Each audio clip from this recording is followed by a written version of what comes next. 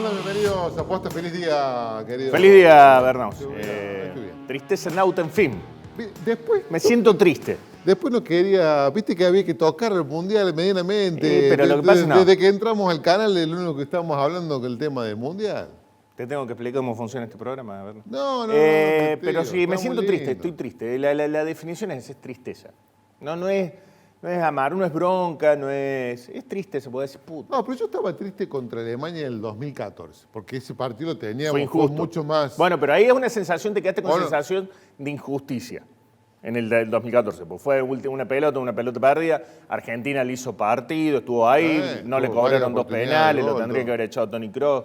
Digamos, o sea, tenía Había un montón de. esa salida del arquero que se lo llevó puesta Higuaín, Palacio que en vez de tirarla por abajo la tiré por arriba, digamos, tuviste la otra de Higuaín para el Messi. mano a mano, Messi tira que se va ahí, digamos, tuviste argumento. Acá fue una resistencia casi heroica que por una distracción se pierde y aún así en el último envío, en los últimos 5 minutos, tuviste 2 opciones claras de gol, que fue la de Senesi. Porque ya estaban todos replegados. Bueno, pero tuviste, pero no es un pero, las tuviste, no estoy inventando nada, tuviste una opción clara bajo el arco, clarísima, que no entró, no sabés por dónde salió esa pelota, y la de Simeone que la tira por encima con mala suerte, pues le pega y se le va muy alta, pero tenías vos en la toma de atrás, se ve que tenía el arco, ese espacio. Ahora, ahí te das cuenta de la calidad de Messi que Sí.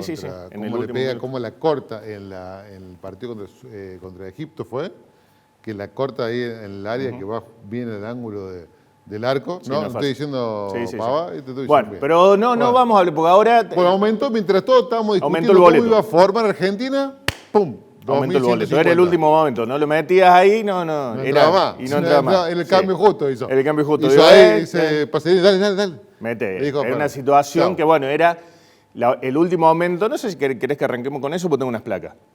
Mientras esperamos el invitado, Dale, arrancamos con si eso. por querés, supuesto. Fede, poner las placas Tenemos de... mucho. Después te preparé también el tema de la caída de las empresas hoy. ¿Qué caída de qué ¿Y empresas? en qué creemos los argentinos?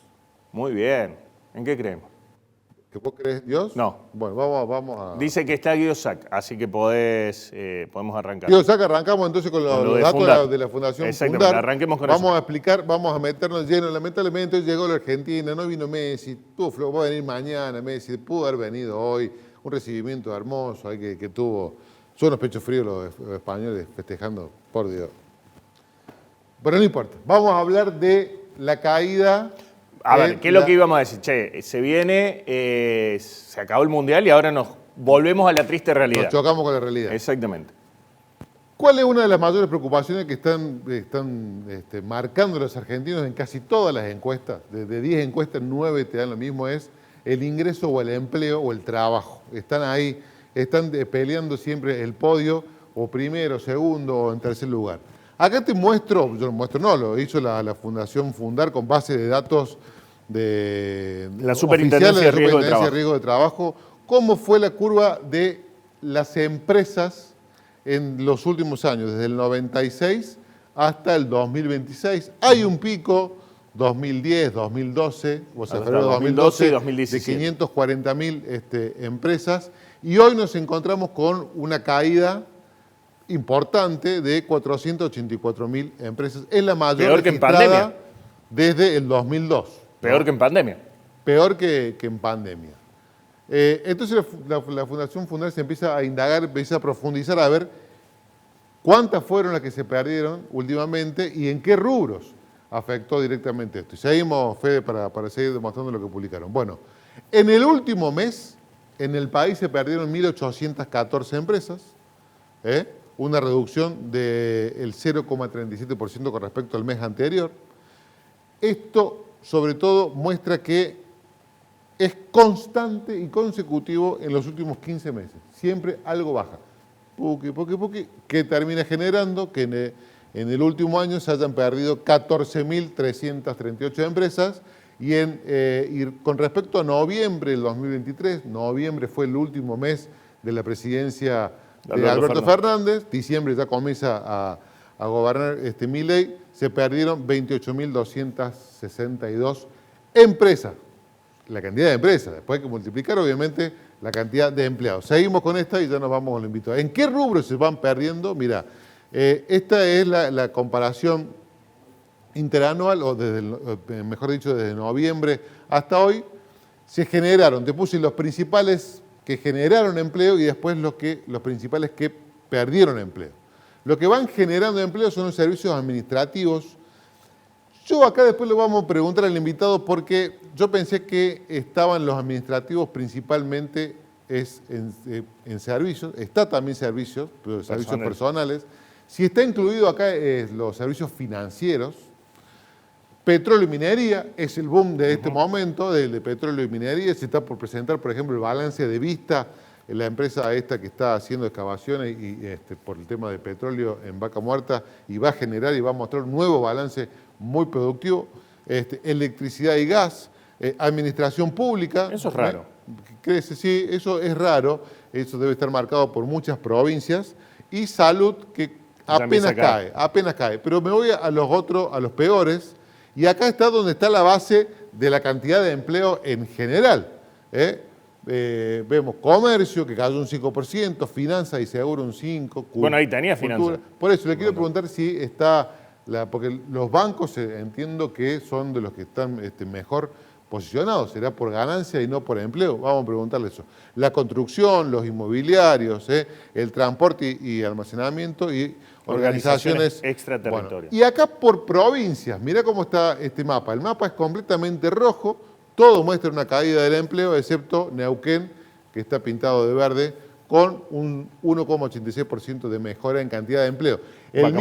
La Vaca Muerta, lo explicó Marín cuando estuvo en Córdoba hace un par de semanas, dijo que toda la inversión que se estaba haciendo en Neuquén iba a generar en los próximos años casi 90.000 puestos de trabajo nuevos que se iban a mantener con un pico de acá 5 años y después se iba a reducir eso ya cuando estén funcionando todas las empresas con un promedio de 45.000 empleados nuevos por año. Pero bueno, vamos entonces a hablar con Guido Sac, el responsable de la Fundación Fundar, que ha hecho todo este reglamento, a ver qué tanto nos hemos equivocado. ¿Cómo anda, Sac? Buenas noches, gracias por estar en Córdoba.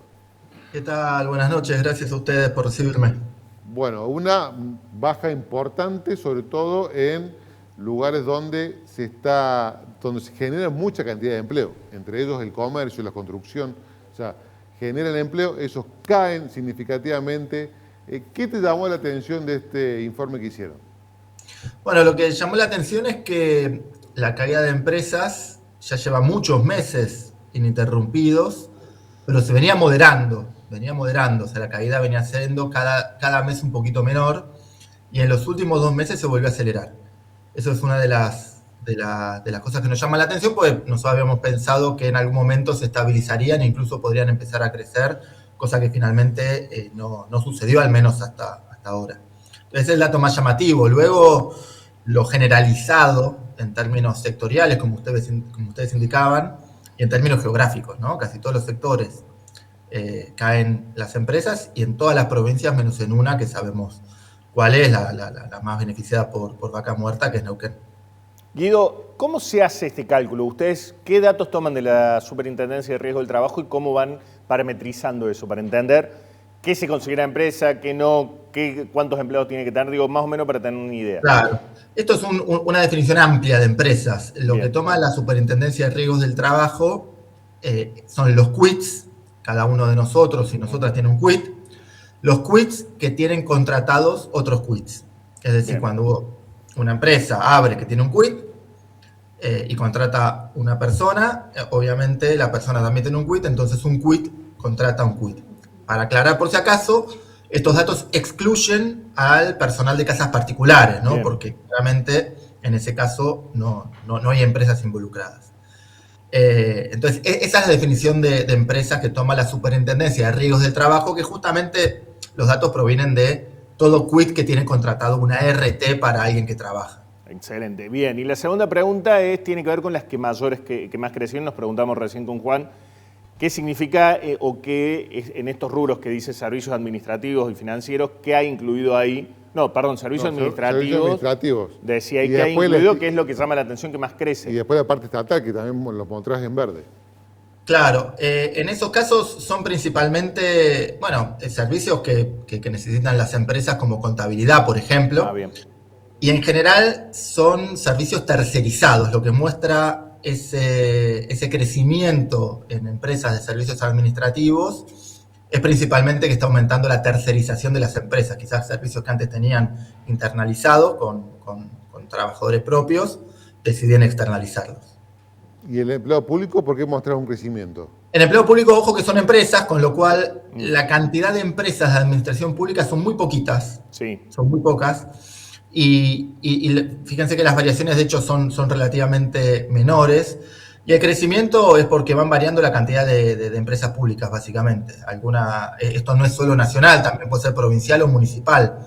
Cualquier municipio, cualquier provincia o incluso el Estado Nacional que crea una empresa o que elimina alguna empresa, se ven reflejados en esos indicadores, pero sí hay que aclarar que la cantidad de empresas de administración pública en cantidad son poquitas, en general que contratan mucha gente, ¿no? No, hemos escuchado continuamente, principalmente Federico Sturzenegger, hablar de cómo está afectando a los conurbanos de las grandes ciudades esta nueva dinámica del país. O sea, no se están, dice, las poblaciones de esos conurbanos no se quieren mover ni a San Juan ni a Neuquén, donde sí hay trabajo.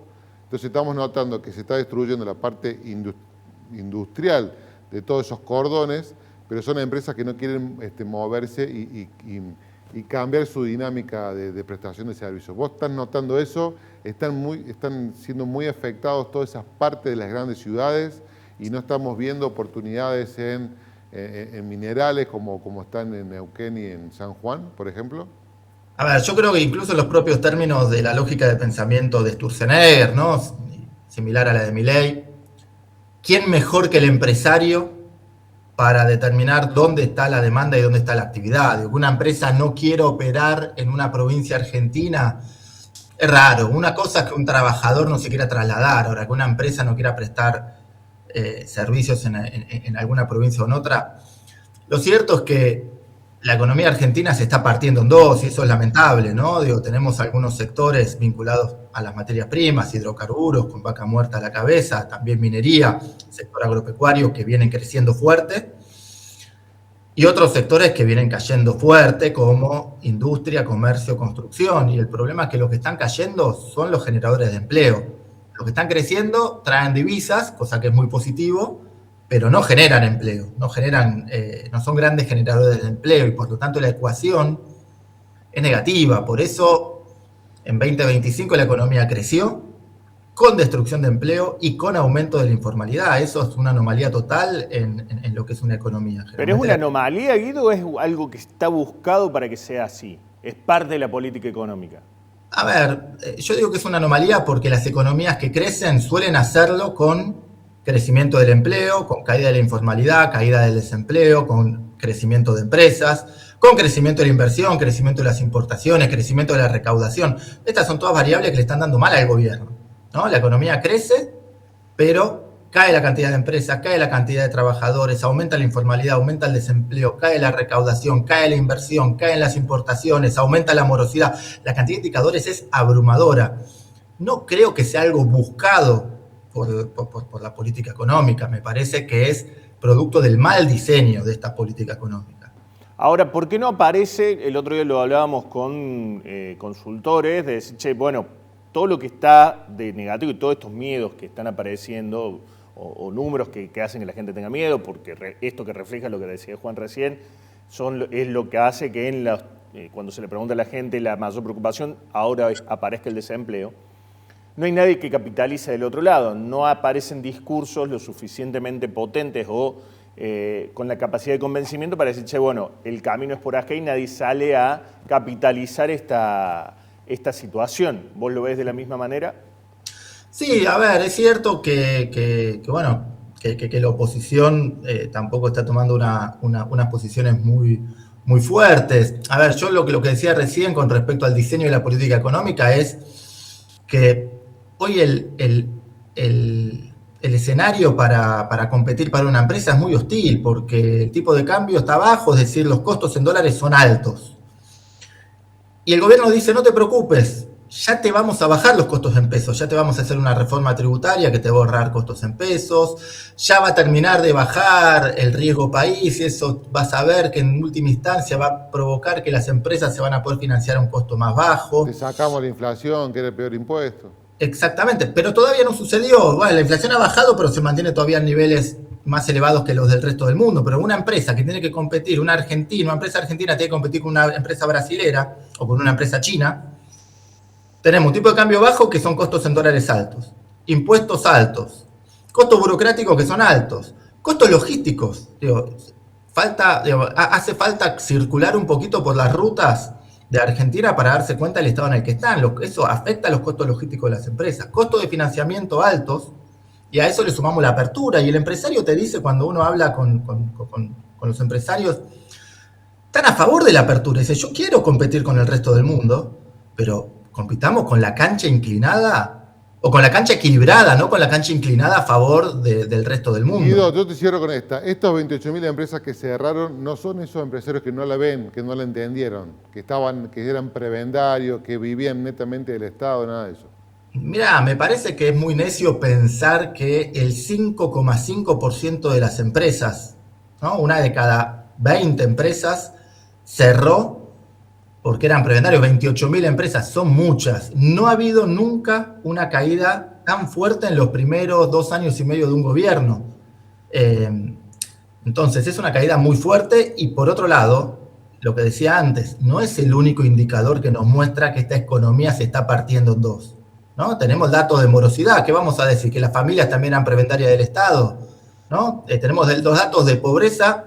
Van a salir del INDEC dentro de poco a la nacional y van a dar que aumentó la pobreza del 28 al 30% más o menos. Los datos de la ciudad de Buenos Aires ya dieron un ascenso de la pobreza. Bien. Y es la comparación con respecto al año pasado, no es con la comparación con respecto a 2023, con lo cual la situación es muy compleja. Guido, la última, ahora sí, la última, de mi parte. Vos lo que decías o lo que marcás recién es, bueno, es parte de... Este universo son 28.000 empresas, no es una normalidad, pero sin embargo ese cierre es coincidente con una idea, y que también lo ato con algo que viene de la oposición, de no salir a capitalizar esto, es decir, bueno, era un ajuste necesario, así como estaba era insostenible. Es el costo de tener un país normal, y lo hago entre comillas. Ese parece ser el discurso que sigue dominando, en el sentido, es el costo que tenemos, son las empresas que tuvieron que cerrar porque no estaban adaptadas o porque venían de un modelo en el cual había inflación, se incentivaba el consumo, etc. Así parece ser el discurso dominante o sigue siendo el discurso dominante. Sí, pero es un argumento falso. Están justificando un mal dato económico. Están diciendo, no, bueno, estamos desmalezando el entramado productivo para que queden las unidades más eficientes y empezar a crecer. Y la verdad, cuando vemos las empresas que caen, bueno, hay muchas empresas también grandes que están cayendo, el ejemplo de FATE, por ejemplo, o empresas que cierran líneas productivas y empiezan a traer el producto directamente desde China, ¿no? Y no son empresas que cuando uno entra al galpón donde producen, el empresario te dice, tengo indicadores de cuántos neumáticos produzco por minuto, o cuál es el costo interno, ¿no? Antes de impuestos, antes de costos logísticos, antes de costos de financiamiento, y soy más eficiente que un productor brasilero, que un productor mexicano. Sin embargo, después, cuando le sumamos los otros costos macroeconómicos, tengo un problema. Y el problema que tenemos es esto, es que el gobierno en algún punto invirtió los roles del plan de estabilización, porque los ejemplos de Perú, Chile, Uruguay, Brasil, incluso de Israel, de países que han tenido alta inflación y estabilizaron, el tipo de cambio era alto al inicio y se fue apreciando a medida que la inflación fue bajando, a medida que fueron bajando, haciendo las reformas estructurales que son necesarias, pero hay que hacerlas bien, no hay que hacer cualquier reforma laboral, cualquier reforma tributaria. Lo fueron haciendo y a medida que la economía fue ganando competitividad, entonces eso naturalmente fue apreciando el tipo de cambio hasta que finalmente tuvieron un tipo de cambio bajo, pero al final tuvieron el tipo de cambio bajo. Si uno invierte los roles y tenemos un tipo de cambio bajo y el gobierno promete que si aguantamos no sé cuántos años después vamos a tener costos en pesos bajos, impuestos más bajos, costos de financiamiento más bajos, en el medio hay muchas empresas eficientes que no aguantan. Y no es necesario ese costo, eso es lo más importante, no es necesario tener ese costo para bajar la inflación, que obviamente es un objetivo que hay que tener. Zach, un placer tenerte. Muchas gracias por tu tiempo. A ustedes, cuando Buenas quieran. noches.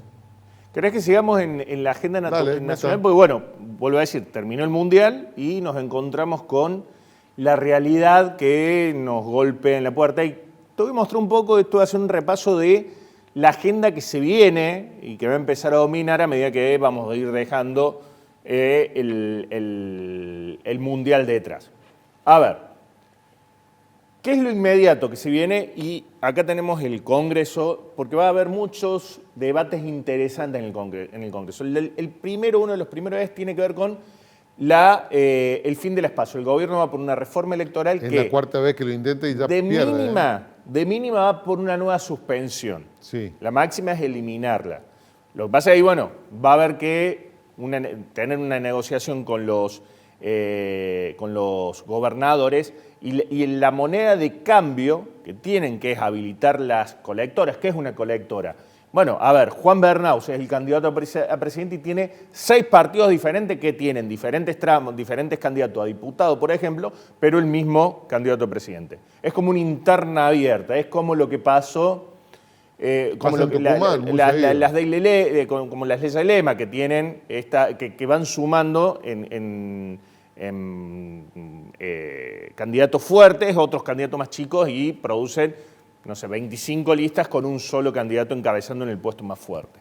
Es una opción que no convence ni a los propios, porque la propia Bullrich dijo que no es una opción válida, porque aparte es una pérdida de calidad institucional, evidentemente.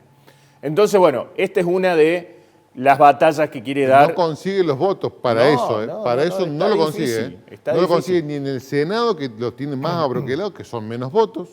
No lo consigue tampoco en diputados, porque está intentando por las 2 cámaras ingresar ese proyecto. La misma Bullrich ya lo postergó 2 veces. Vamos a la siguiente.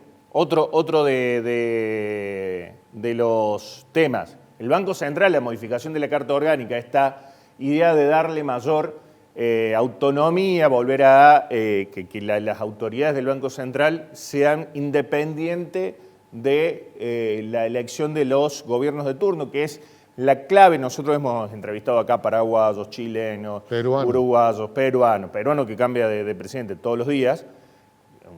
Un chiste, pero digo, estoy exagerando, pero tiene una inestabilidad política mucho mayor que la Argentina. Sin embargo, la economía no lo sufre. ¿Cuál es la causa o por qué eso no sucede? Por justamente la autonomía del Banco Central.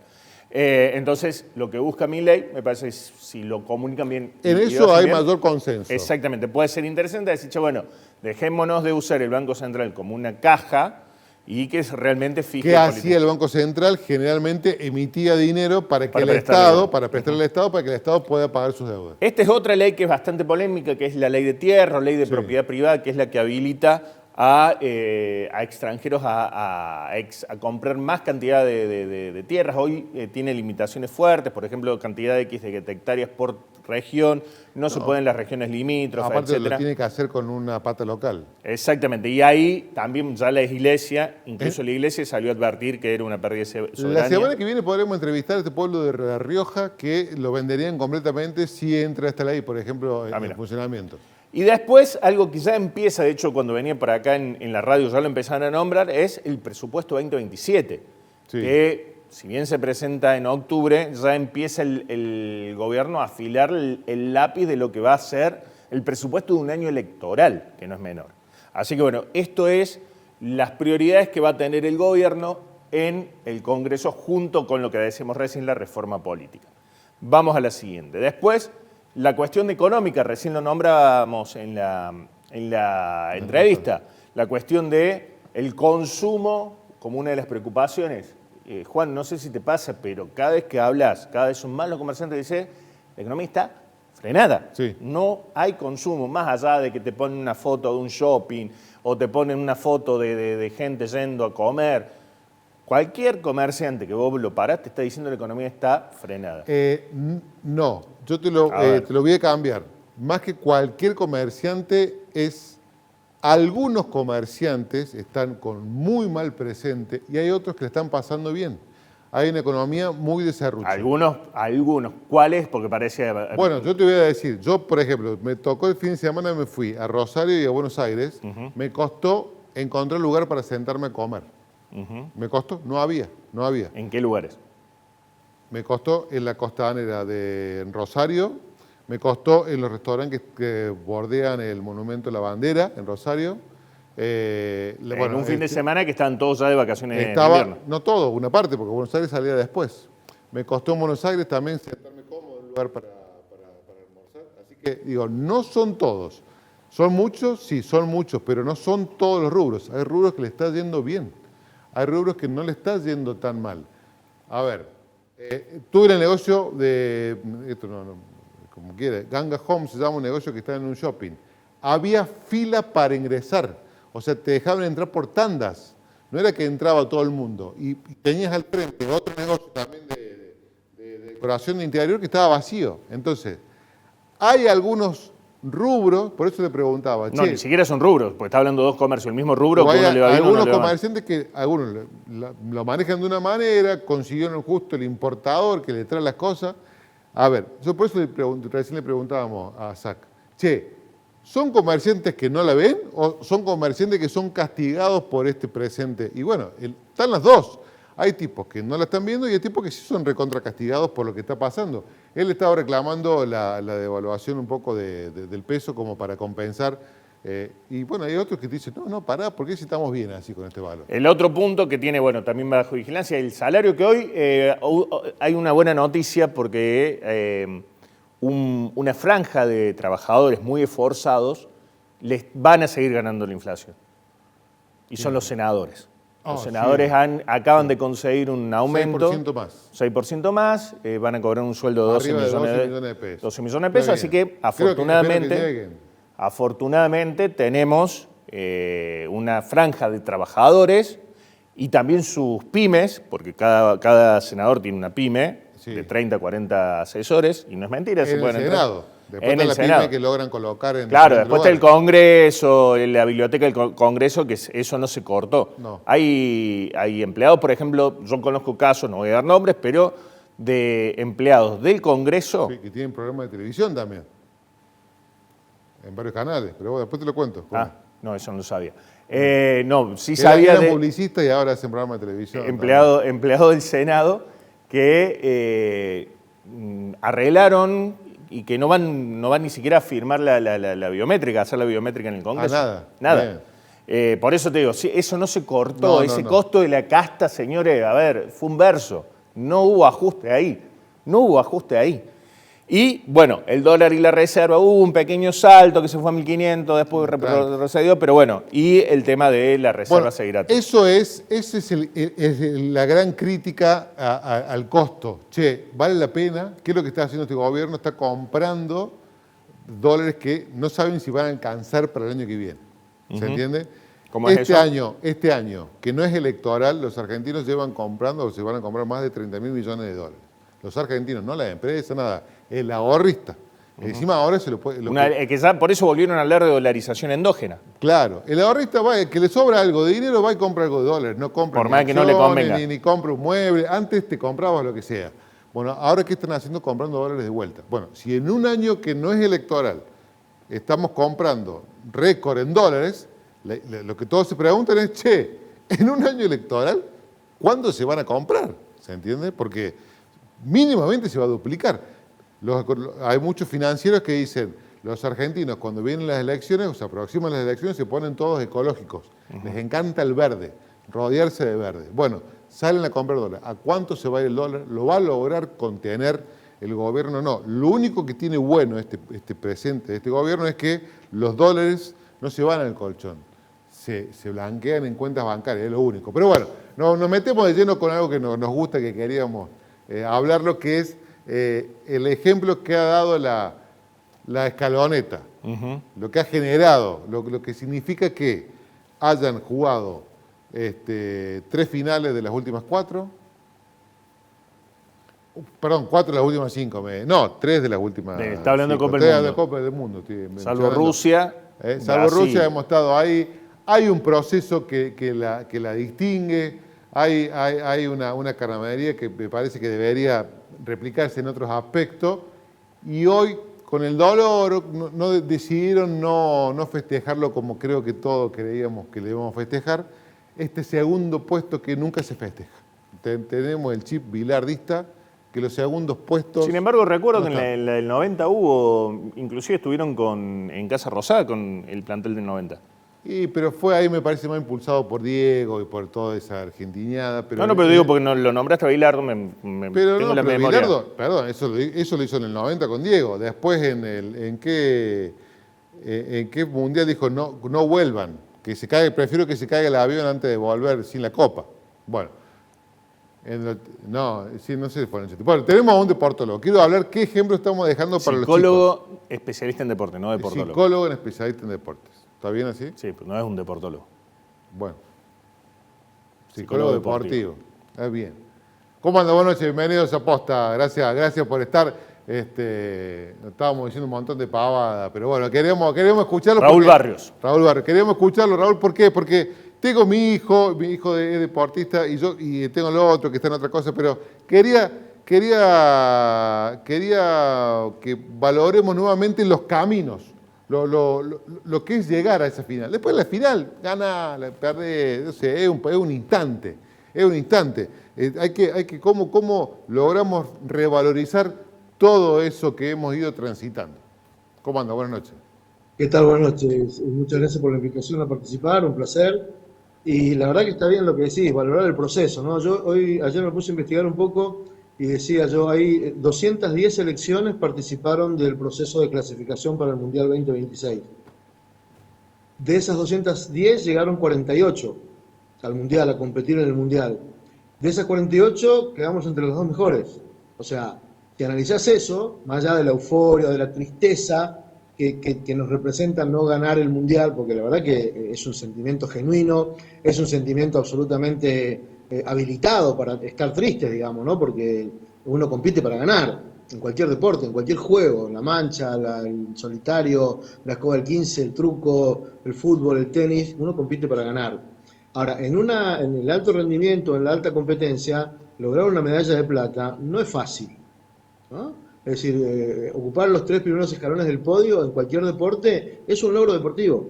Es un logro deportivo que hay que valorarlo y hay que celebrarlo. Es decir, por supuesto no con la misma pasión o la misma locura que celebraríamos si hubiéramos salido campeones del mundo, pero la verdad que es un lugar... es decir, yo si bien soy del fútbol, soy más del lado de Bilardo que de Menotti en la historia, no concuerdo con el doctor en esto, ¿no? El segundo, la medalla que no hay que ponérsela, el segundo nadie se acuerda. Nosotros tuvimos 4 años desde el 2022 hasta ahora hablando del segundo, y segundo Francia, en cualquier escena, joda, chiste, y segundo Francia. Nos acordamos perfectamente quién había ido segundo. ¿De qué? ¿Si cuarto Francia? Ahora quedó cuarto, sí. Se complica un poco más acordarse de Francia ahora, ¿no? Pero la verdad que es un triunfo deportivo, más allá del resultado del partido, digamos, ¿no? Sigue siendo un triunfo para el fútbol argentino haber estado entre los 2 mejores del mundo y seguir ahí. O sea, ahora, desde 2019 para acá, nosotros hemos ganado casi todo lo que hemos jugado a nivel selección.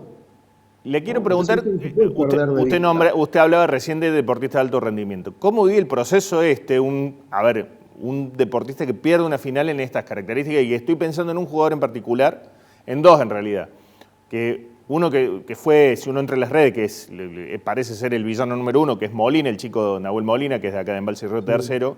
Sí. ¿Cómo ese pibe puede meter un filtro para abstraerse de esas críticas que son injustas? Y el otro que es señalado, que es Giuliano Simeone, se le escapa el jugador ahí que define y después erra el gol, es el Zapata. Digo, cuando hay jugadores que se quiebran, hay jugadores que son mucho más resilientes, digo, ¿cómo se trabaja en ese tipo de situaciones en una final del mundo? Digo, no es una final de... No, claro.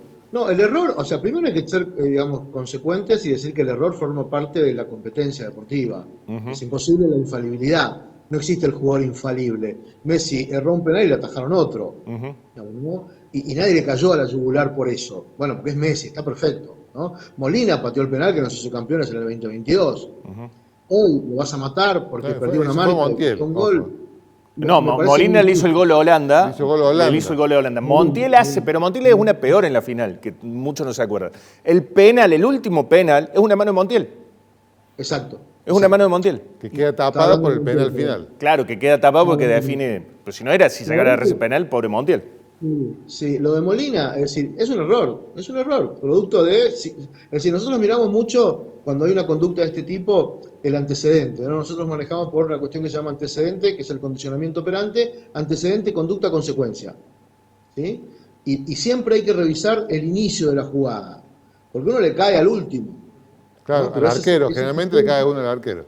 Exacto, o al defensor que no cerró, pero pues ese defensor no cerró porque cubrió un lugar que no cerró otro antes, o porque fue a intentar recuperar una pelota que perdió otro antes, digamos, ¿no? Entonces, esa secuencia es la que hay que revisar para analizar en qué contexto se produjo el error y en qué contexto Molina tuvo que tomar esa decisión, porque finalmente es una toma de decisiones, ¿no? Yo lo hablaba hoy con un error, dirigente a el esto, error.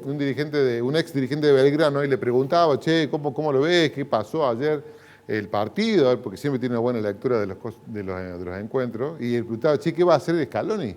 Porque Scaloni dice, me vacié, ya no sé qué hacer. Entonces él me decía, no, Scaloni tiene, la visión de él era, no, Scaloni tiene ahora todo para construir, porque él es, digamos, puede ser la persona ideal para reconstruir generacionalmente la selección, pero me dice, pero aparte de lo que puede llegar a hacer con las grandes figuras que vengan o no, dice, él ha logrado reconstruir un grupo que no solamente que esté todo unido, amalgamado, sino que esté todo detrás, se hayan puesto todo detrás de una sola persona, que en este ambiente de egos, de publicidades, de marcas... Bueno, ¿qué pasa cuando esa persona no va a estar más?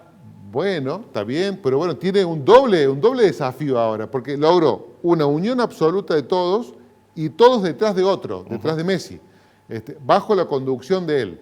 Dice, tiene de todo, tiene un futuro nuevo por delante. Dice, él dice que está vacío. Yo creo que al contrario, dice, se acaba de vaciar ese vaso para volver a cargarlo con cosas. ¿Coincidís con eso, Raúl? La verdad que no. Mi postura es que se tiene que ir. Es el mejor momento para irse. ¿Sí? Hoy hice un culto en un grupo de amigos que tengo. Yo además de psicólogo soy profe de educación física. Nosotros tenemos grupos de los profes de mi promoción. Y todo el mundo contestaba, salvo uno que fue jugador de fútbol, que jugó en Boca, decía, no, es el mejor momento para irse, porque va a ser muy difícil repetir esto. Va a ser imposible en realidad. ¿Pero ¿no? por qué hay que repetirlo? Yo he participado de procesos exitosos y después intenté trasladar esas cosas que hice en ese proceso exitoso a otros grupos y la verdad que no resultó.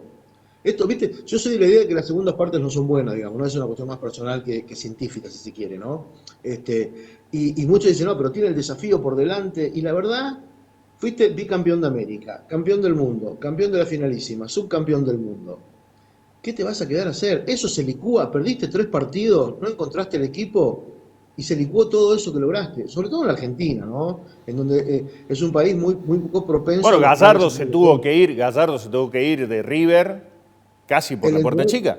Perdón, Gallardo, pero andate, le decían los hinchas de River. Sí. Y la hinchada, y hoy tenés un hincha de River que hace un año atrás o 2 años, en el ciclo anterior, Gallardo le hicieron la estatua, digamos, ¿no? No le hacen una estatua cualquiera. Sí, Bianchi también en Boca. Sí, está bien. Por la segunda parte me quedo. La otra que te pregunto, hoy leía el tema de la recuperación física y psicológica de los jugadores. Primero dice, ninguna selección, hace una estadística rara, yo obviamente no la cotejé, pero decía que las selecciones que juegan con menos tiempo un partido que otro suelen perder, supónete. Si Argentina hubiera sido la selección que jugaba el día anterior, como fue España, el partido probablemente lo ganaba porque tenía más tiempo de recuperación, que el músculo, que el calcio, que mentalmente el jugador necesita tantos días de descanso. ¿Es correcta esa apreciación? La verdad que hoy día en el alto rendimiento, y sobre todo con los métodos de recuperación que hay, un día es una eternidad. Y marca la diferencia. Y además, yo creo que el partido con Inglaterra fue emocionalmente muy desgastante. Sí. O sea, es muy difícil ganar 2 clásicos seguidos, ¿no? Es decir, Perdón, Raúl, ¿podés centralizar esto? ¿Por qué emocionalmente es desgastante? Digamos, que te llegas sin, porque lo que se vio lo que se vio en el partido de ayer fueron dos cosas. Primero, una España que estuvo enchufado, lo hablábamos recién en el cambio de programa con el Pato Fernández, que es periodista deportivo, y decía, pero le digo, a mí la sensación que me dio que los españoles recién dieron oportunidad cuando se replegaron un poco después del gol. Pero hasta el gol presionaron constantemente, algo que no lo vi nunca en mi vida, un equipo que presionara todo el tiempo, porque la presión es hasta que te quedas sin pierna. Pero esto era presión por presión, nunca dejaron jugar tranquilo ni un minuto hasta el gol que recién se replegó. Sí. Digo, por un lado se vio eso, y por el otro también se vio un equipo que no reaccionaba ante esa presión. Por eso quiero que, si podés puntualizar eso del costo o de haber hecho el gasto emotivo. Lo que pasa es que el gasto emocional uno no lo dimensiona, pero genera un gasto físico.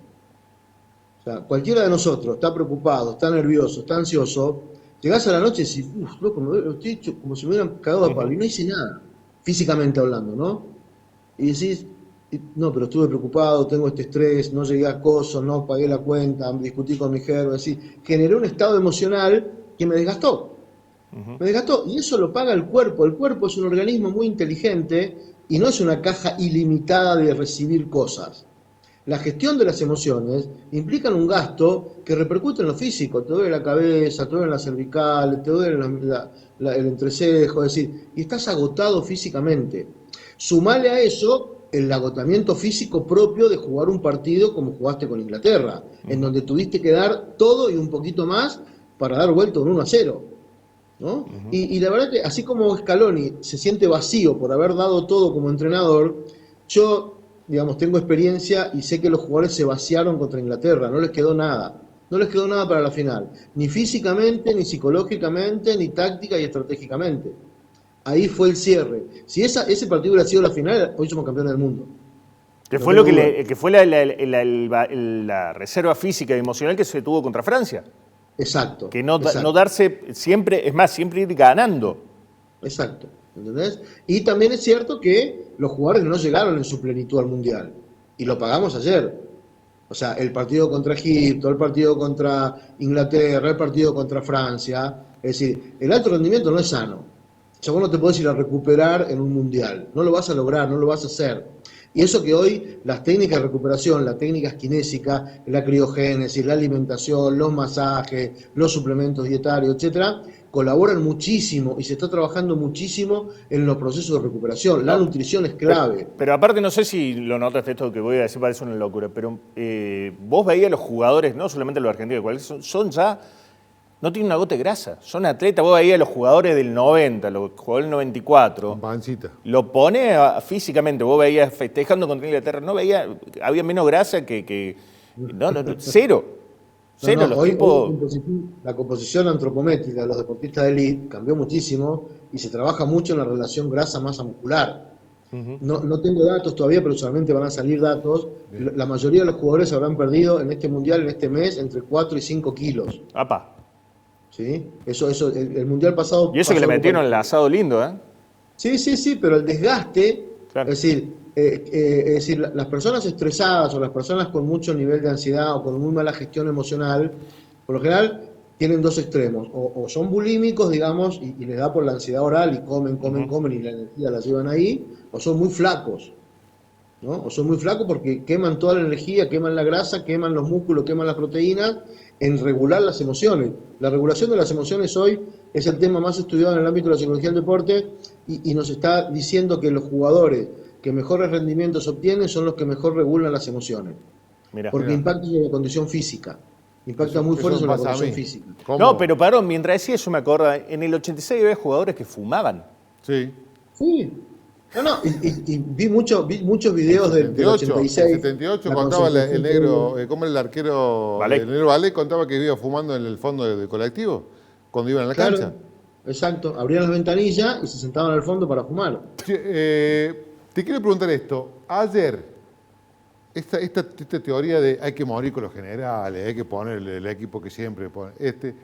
¿No tenés dentro de la composición de tu equipo, poniéndome como Scaloni, la chance de ¿cómo estás, Diego? No hay más. Bueno, entra Juan. Pero Juan no jugó nunca. Y bueno, pero si está acá, si Juan la rompe en tal equipo y yo lo seleccioné para que esté acá, es porque te puede reemplazar. No era Era muy de locos hacer cambios tan... Lo que pasa que una vez que encontrás un sistema o un método, es muy difícil cambiarlo en una instancia decisiva. ¿No? Ese es el punto. O sea, nadie arriesga nada en una final, nadie cambia. Es más, yo cuando trabajo con deportistas y llegamos a una instancia de estas características, digo, mira, es momento de seguir haciendo lo que venimos haciendo que nos trajo hasta acá. No inventemos nada. Los mismos rituales, las mismas rutinas de pre-ejecución, el mismo método de entrenamiento, el mismo plan de juego, etcétera, etcétera. Es como, para mí un equipo es una banda de música. Si vos tenés 35 sesiones de ensayo para arrancar un recital, arrancás con ese tema que estuviste ensayando 35 veces. No arrancás con otra cosa. Hasta las improvisaciones son ensayadas en los recitales, ¿no? Porque tenés un ensayo, y el ensayo te garantiza de alguna manera la repetición de esas conductas bajo presión. Y te pregunto una difícil ahora. Messi ayer lloraba, ¿por qué? ¿Qué crees vos? Porque yo creo que llegó a un límite. El llanto es una respuesta de estrés fisiológica, ¿no? Y cuando la gota colma el vaso, vos fijate que el esfuerzo que hizo Messi para recibir el premio, poner la cara, se largó a llorar recién cuando le dieron la medalla y salieron. O sea, eso es regular emocionalmente. Eso es tener una capacidad de regulación emocional altísima, que te consume un nivel de energía altísimo también, ¿no? El tipo lloró cuando tenía tiempo para llorar. Hasta ahí, impecable. Impecable, capitán de la selección, mejor jugador del mundo, aunque no le dieron el premio, para mí sigue siendo el mejor jugador del mundial. Pero bueno, la FIFA tiene ese concepto de que el mejor es el que salió campeón, digamos. No, pero es de este mundial, porque no lo venía haciendo. Se le ocurrió en este mundial hacerlo. Exacto. En otro mundial, el MVP hubiera sido Messi.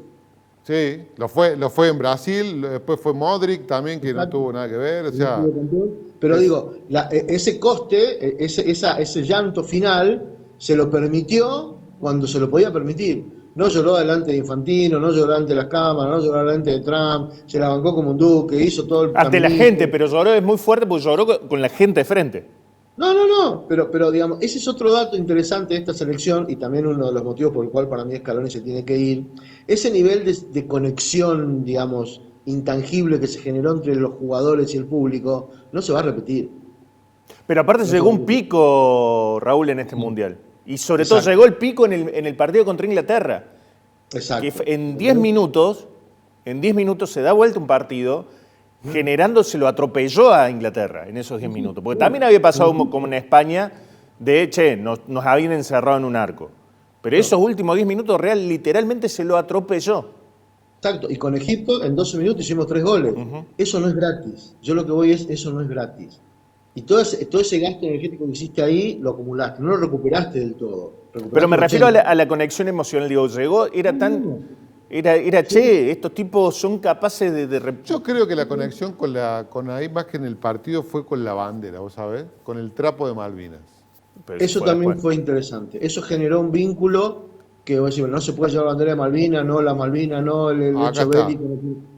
Ahí está, las Malvinas son argentinas y me parece que ese trapo... Que la argentinidad también en el todo, hasta el espíritu ese maradoniano de rebeldía, de che, la FIFA me va a venir marcada, que puedo decir que no, lo que hizo el Cuti ayer de no saludarlo a Trump. A mí me sorprendió porque, digamos, estos pibes no son tan nacionalistas como era Maradona, por ejemplo, ¿no? Bueno, a ver, la última mía, Raúl, te agradezco, me está encantando la charla. ¿Por qué el Cuti tiene que salir, o Liche tiene que salir, y Tagliafico puede seguir jugando con media pierna, de la forma que jugó? Sí, no, yo creo que por una cuestión de posición, es decir, no es lo mismo sacar un lateral izquierdo que 2 centrales, o jugar con 2 centrales a media máquina que con un lateral izquierdo.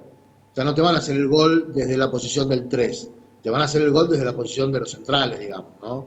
Es decir, y me parece que la cosa pasó por ahí. Es decir, la responsabilidad de un central es mucho mayor que la de un lateral, en el sentido táctico y estratégico, digamos, ¿no? Bien. Todos los centrales te dicen que no te van a hacer un gol desde un extremo.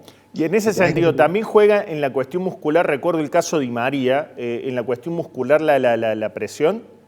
Sí, claro. La mayoría de las lesiones musculares son por exceso de tensión psíquica.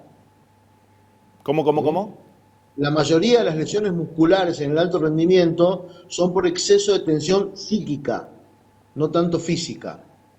¿sí? Las lesiones articulares y óseas son más por traumatismo, por golpes, pero la mayoría de las lesiones musculares, hay un modelo que explica la lesión de estrés y rendimiento, y lesión deportiva. Una situación potencialmente estresante o potencialmente amenazante te tensa psíquicamente, y esa tensión, si no la tenés trabajada y no sabes hacer relajación muscular progresiva, no visualizar y no sabes manejar técnica de respiración, se traslada al músculo. Es decir, cualquiera de ustedes, por ejemplo, el día que están preocupados, ¿están relajados muscularmente o están tensos? te quedas duro. Tenso, sí. Exacto, te quedas duro. Y te quedas duro. Y pegás un pique y te desgarrás. Eso sí. Raúl, O sea, te quedas duro, muscularmente te quedas duro, no articularmente u osteológicamente. Por lo general, cuando se queda duro muscularmente. Un músculo tenso, duro, exigido al máximo, se rompe. No hay vuelta. la verdad que estuvo muy buena la charla, Raúl. Te agradecemos el tiempo, seguiremos, pero ya se nos acaba el programa. Me imagino. Y les agradezco mucho a ustedes el contacto y a su disposición cuando quieran. ¿Te pueden seguir en redes? ¿Tenés redes donde te sigan? Porque la verdad que está para escucharte largo y tendido. El 1 de enero del 2026 decidí irme de las redes. Ah, mira. O sea, Mirá. no consumo redes desde el 1 de enero del 2026. Un tipo feliz, Ni Facebook entonces. ni Instagram. Un tipo Solamente feliz. WhatsApp. Bueno, hay un video que está muy lindo que lo hizo Fanatic, que lo me encontré en la tarde. Fanatic, Sí, el de la remera. el de la sí, con la de Messi, con la camiseta de Messi, que no le dejan colgar a un grupo de fanáticos. El gracias a Messi, no le dejan colgar la remera. Está muy bueno. Pero sí pueden seguir. Yo soy titular de la Cátedra de Psicología del Deporte en la Facultad de Psicología de la UBA y tenemos un Instagram, Psicología del Deporte. Ahí está, Perfecto, bien. ahí va. Ahí está. Psicología del deporte. De la cátedra. ¿Vos Ahí sabés sí, con qué quiero cerrar? Me hiciste acordar cuando hablábamos y hablamos de la presión. Hay una entrevista que se ha viralizado mucho de Shaquille O'Neal. Shaquille O'Neal contando que llega a su casa después de un partido de un playoff donde habían perdido. La charla con el padre. Y claro, y le dice que Shaquille O'Neal dice, cuando mi papá, se hablaba cuando mi papá quería. Entonces, Shaquille O'Neal, siendo Shaquille O'Neal, sí, ¿no? sí, Shaquille O'Neal, aparte una bestia de 2'20". 2.19. Exactamente. Entonces el tipo llega a la casa y el padre no le dice nada, y a las 4 de la mañana va, lo despierta y le dice, vamos. Y se lo sube al auto, y en el auto, silencio total, hasta que llegan abajo de un puente, y ahí el padre le hace bajar los vidrios y le dice, mira, vos decís que tenés presión tiene ese tipo que hoy tiene que pensar cómo alimentar a su familia. Y dice que a partir de ahí su cabeza le hizo un clic. ¿Es demasiado romántico eso? Claro, lo mismo hizo Bilardo con los del 86 cuando los llevó a la puerta de una fábrica para que vean la fila de gente que había buscando laburo. Claro. Y lo hizo también Bielsa en el Leeds. También lo llevó a los jugadores a ver cómo Esas laburaban. cuestiones sirven en función del nivel de conocimiento que vos tengas del plantel, porque por ahí te estimulan y por ahí te bajonean, digamos, Claro. ¿no? Es decir, la motivación o la activación, lo que vos haces para activar un equipo, tiene que ser algo muy cuidadoso, muy estudiado y que tenga mucho que ver con ese grupo de gente, ¿no? Porque un video que hicieron así para los brasileños en un momento de las favelas, había un par de pibes que habían salido de la favela, que tenían a su familia ahí y les agarró el bajón mal. Claro. ¿Entendés? Es decir, y sí, salí de ahí y me puse nostálgico y me llevó para atrás y no me motivaste con eso, la verdad me la bajaste. Por eso la motivación o la activación, lo que uno hace para despertar al deportista, es un traje a medida, decimos nosotros en la psicología del deporte. No a todos los motiva lo mismo, o los activa lo mismo. Un placer, Muchísimas muchas gracias. gracias. Hasta luego. Un placer, chicos, nos vemos. ¿Nos vamos rápido a la pausa, Sueri? Ya volvemos.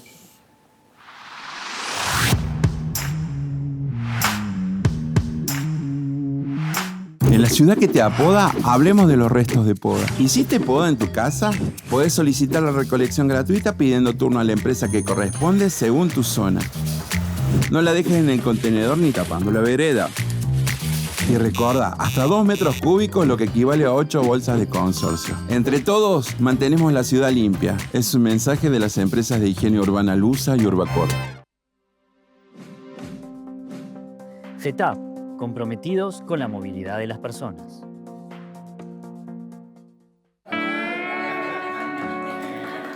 Si te estás enfocando en disfrutar de las pastas de la abuela y no en el agua con las que las cocinó,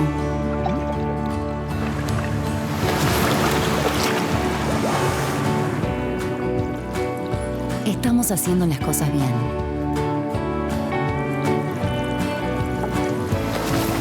Aguas Cordobesas. El futuro, nuestro compromiso. meses estamos haciendo obras en todos los municipios y en Córdoba Capital también.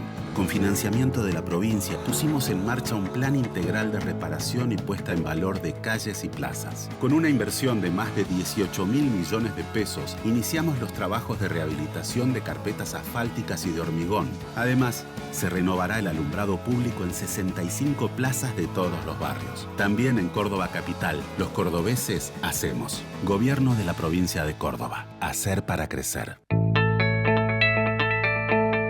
Buenas noticias de Cooperativa Horizonte para Altagracia. Sumamos recientemente una nueva fracción en la ciudad, Liniers de Horizonte 4, para unas 160 nuevas unidades. Sí, 160 soluciones habitacionales más que junto a los otros 3 conjuntos en zona norte de Altagracia totalizarán 567 viviendas sociales. Horizonte es el sistema seguro, accesible y flexible que te permite llegar a la casa propia. Para más información, comunícate al 425-7060 y sacate todas las dudas. Horizonte, los pies sobre la tierra. EPEC, para seguir creciendo juntos. El comienzo de clases en nuestra ciudad es con alimentación saludable. Con apoyo de la Alianza de Ciudades Saludables, Córdoba ya cuenta con kioscos escolares renovados en sus 38 escuelas municipales. Alimentos y bebidas libres de sellos de advertencias que cuidan la salud de nuestros niños y niñas. Nuevamente, la ciudad de Córdoba da un paso al frente en materia de salud pública. Córdoba hace. Córdoba sigue. Altagracia te espera con sus paisajes, su patrimonio y sus grandes festivales, con su historia, su belleza y toda la calidez de su gente. ¿Qué esperás para venir? Todo el año, Altagracia te enamora. En Sanatorio Allende creemos que la medicina de excelencia es aquella que pone a los pacientes y su familia en el centro de todo, uniendo lo mejor de la tecnología con lo mejor de las personas. Así, creamos la red de sanatorios más moderna pensando solo en vos. Esa es la verdadera evolución. Sanatorio Allende. La medicina evoluciona.